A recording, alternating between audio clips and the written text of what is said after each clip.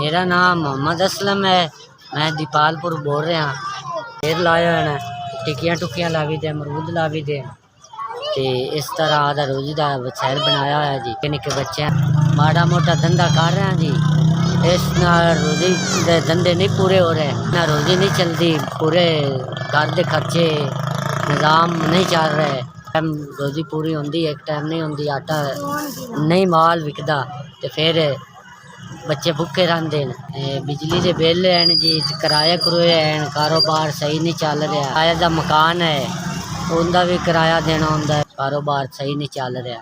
एक टाइम आलू नहीं ले जाते, बेर नहीं विकते, इस रोजी नाल वसैल नहीं पूरा हो रहा का बच्चों का। आलूआं दा जेह्ड़े मंगे इतने, घ्यो लवी दा, टिक्कियां दा खर्चा बहुत है। हालात बहुत मंदे हैं जी, बच्चे भुखे बैठे रहते हैं, सही कारोबार नहीं चल रहा जी।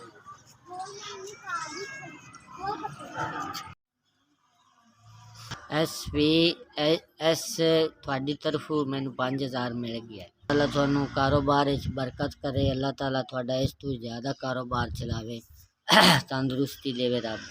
अल्लाह ताला थानू थोड़े माँ बाप की खैर करे।